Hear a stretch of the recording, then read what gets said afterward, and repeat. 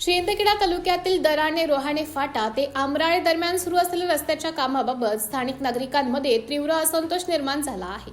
या रस्त्याचे काम अत्यंत निकृष्ट दर्जाचं होत असल्याचा थेट आरोप सामाजिक कार्यकर्ते महेंद्र गोकुळ पाटील सोनू फौजी यांनी केला आहे। या संदर्भात त्यांनी प्रशासनाकडे लेखी तक्रार दाखल केली असून कामाच्या गुणवत्तेवर गंभीर प्रश्न उपस्थित केले आहेत। प्रशासकीय निधीचा अपव्यय रोखण्याची मागणी। तक्रारीत नमूद केल्यानुसार रस्त्याच्या कामात वापरले जाणारे डांबर, खडीचे प्रमाण आणि रस्त्याची प्रत्यक्ष जाडी ही निविदेतील मानकांनुसार नाही। शासकीय निधीतून होणारी कामे टिकाऊ होणे गरजेचं असताना तिथे सर्रास नियमांचं उल्लंघन होत असल्याचं नागरिकांचं म्हणणं आहे। त्यामुळे या कामाची निष्पक्ष चौकशी व्हावी अशी मागणी जोर धरत आहे। प्रशासनाला 15 ऑगस्टचा अल्टिमेटम। सोनू फौजी यांनी या संदर्भात मुख्यमंत्री, सार्वजनिक बांधकाम मंत्री, धुळे जिल्ह्याचे पालकमंत्री, जिल्हाधिकारी आणि तहसीलदार यांच्याकडे निवेदन दिले आहेत।